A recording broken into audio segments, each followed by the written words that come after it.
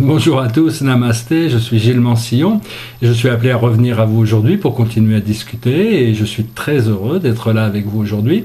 J'espère que vous passerez une excellente journée et que je voulais juste dire avant tout que bon, de toute manière, tout va très bien. J'espère que votre vie est agréable et sachez que peu importe les turbulences qui peuvent se passer actuellement, car nous sommes dans un grand moment de bouleversement, de changement d'énergie, les choses vont se stabiliser et donc il est important de rester connecté avec ce qui est vrai, ce qui semble bien pour vous et donc de ne pas perdre trop de temps et d'énergie sur des problèmes qui peuvent paraître importants ou sérieux, mais qui dans le fond ne sont que des distractions. Ça ne veut pas dire qu'il faut délaisser sa vie terrestre, mais car bon, toutes les choses ont une raison, une signification, mais enfin notre bien-être intérieur doit prendre une précédence sur toutes les autres choses pour éventuellement pouvoir résoudre tous ces problèmes. Je vois aussi que sur Internet, une grosse question est actuellement débattue. De nombreuses, je regardais plein de vidéos et tout le monde parle de ça. Et surtout, bon, les gens parlent de comment la raison du stress, comment éliminer le stress. Enfin bon, c'est pas que le stress soit quelque chose de nouveau, c'est juste que bon, maintenant on se rend compte qu'on n'a pas forcément besoin de ça pour évoluer. C'est pas très agréable, cette adrénaline qui arrive. Donc il y a deux conseils que je peux apporter. Le premier, c'est que bon, il faut arriver à comprendre ce qui déclenche les situations qui peuvent amener le stress. C'est les personnes ou les situations, et donc arriver à regarder les choses d'une manière supérieure pour pas se laisser embarquer dans une fréquence descendante d'énergie et bon, pouvoir maintenir une certaine stabilité. Et donc d'un côté pratique, en réalité, de côté biologique, c'est le gaz carbonique qui se bloque dans les poumons et qui crée ce stress. Et donc c'est une question de pouvoir respirer, remplacer ce gaz carbonique par de l'oxygène, par la lumière aussi qui est dans l'oxygène. L'oxygène est une molécule, un atome très très lumineux. Et donc, si quelqu'un peut créer cette colère ou créer du stress, c'est juste arriver à prendre une ou deux ou trois respirations pour retrouver le calme avant de répondre, plutôt que de partir sur des choses qui pourraient être détrimentales dans la situation. Et donc cela permet de diffuser en grande partie des problèmes de stress, c'est savoir arriver à respirer consciemment. C'est quelque chose qu'on a oublié depuis qu'on est rentré dans l'illusion du temps, et donc c'est très important de débloquer la respiration. Pour moi personnellement, pendant des années j'étais fumeur, là maintenant je retrouve ma respiration et c'est très très agréable. Bon, il n'y a pas de jugement, hein, mais bon, il y a quand même encore un peu du travail mais bon, c'est un travail qui est agréable. Et la solution, en fin de compte, à beaucoup de problèmes, c'est dans sa conscience, parce qu'on nous a appris à croire que nous étions séparés les uns des autres, séparés de la vie, séparés de toute chose, alors qu'en réalité, la vie est une seule vie. La conscience unifiée, c'est la solution à tous les problèmes. C'est aussi un challenge, mais c'est une opportunité, c'est-à-dire de savoir que tout ce qui fait de la vie, que ce soit matériel, spirituel, émotionnel, intellectuel, tout ça est une extension de qui vous êtes. Si vous êtes capable de le percevoir, c'est qu'elle fait partie de vous. Ça ne veut pas dire qu'il faut prendre tout ce que les autres peuvent vous offrir ou tout ce que la vie peut. La vie est tellement vaste, tellement infinie, surtout sur Terre, elle est très contrastée. Et donc il y a des choix à faire qui permettent de déterminer le flow qui va suivre. Donc malgré ça, bon, si vous restez connecté à la source de la vie qui est en vous, la source du bonheur, la source de la joie, la source du potentiel de qui vous êtes, à ce moment-là, vous pouvez éliminer une grande partie de toute cette confusion qui peut se présenter dans ces moments de transition. Et savoir qu'au plus vous pouvez embrasser, au plus large peut être votre conception, votre habilité à intégrer, à accepter l'unité de la vie, au plus grandiose sera votre illumination, bien que je ne puisse pas voir encore tout ce qui est. Je sais que le fait est d'être de toute manière, peu importe ce qu'on pense, ce qu'on fait, ce qu'on dit, nous sommes déjà un avec l'un. Ce qu'il faut, c'est que notre conscience puisse accepter d'être au moins un avec avec l'un qui est le tout. Et cet un qui est le tout est en réalité ne peut être compris qu'à travers l'amour, qui n'est pas une émotion mais un sentiment qui est la vérité qui connecte toutes les autres vérités, c'est-à-dire c'est-à-dire que bon, nous sommes beaucoup plus que la somme de nos croyances, même si ce sont nos croyances qui déterminent notre réalité ici sur Terre. Nous avons tous eu de nombreuses vies passées, nous aurons des vies futures, et donc, mais la mission c'est maintenant, c'est ici sur Terre, et donc nous avons tous des missions différentes. Ce qu'il faut, c'est savoir, tournez-vous vers votre cœur, si vous pouvez faire de la méditation, en se tournant vers son cœur, on ouvre ce potentiel de connecter avec notre âme. Et donc c'est savoir, peu importe ce qui en ressort de cette connexion, c'est vraiment ce qu'il faut suivre, parce que votre intuition est vraiment la seule chose qui, à la fin, si vous l'avez suivi, vous serez content de l'avoir suivi. Et donc c'est vraiment une question de pouvoir comprendre que nous sommes venus ici pour apprendre, pour grandir, pour évoluer. Et que cette mission, bon, chacun détermine sa mission par rapport à ses désirs d'évolution. Et donc, également, les rêves sont très importants, de plus en plus importants, donc il faut essayer de comprendre d'où ça vient. En réalité, ces rêves sont très réels. Il y en a qui sont plus importants que d'autres, bien sûr. Si c'est des cauchemars, il ne faut pas trop s'y accrocher. C'est juste des expériences qu'on a besoin de libérer pour ne pas avoir à les vivre dans cette réalité physique et matérielle.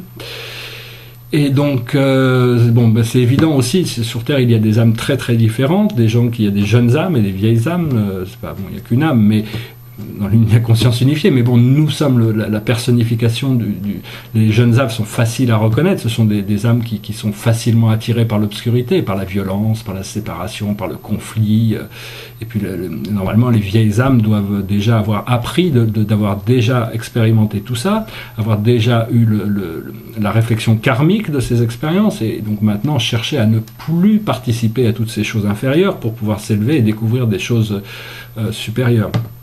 Donc bien sûr, l'espoir, la foi et la confiance sont très importantes. Bon, mettre votre foi et votre confiance.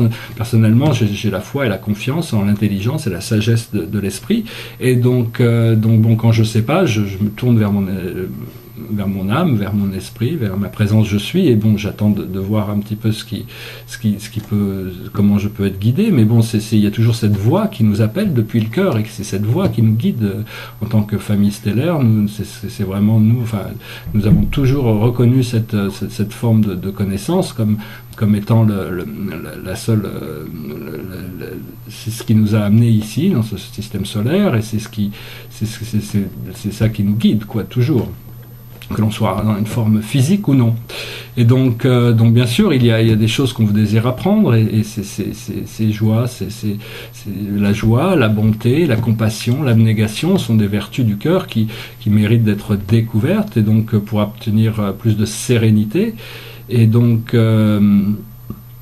une fois que nous avons obtenu cette sérénité, nous pouvons aussi augmenter notre lucidité, et donc trouver plus de satisfaction dans chaque moment présent, quel qu'il soit. De toute manière, il y a toujours des choses, toutes les situations, ça dépend de où on se place pour les regarder, parce que c'est toujours relatif, on vit dans un monde relatif, et donc c'est à nous de choisir de voir les choses dans la lumière plutôt que de subir la vie.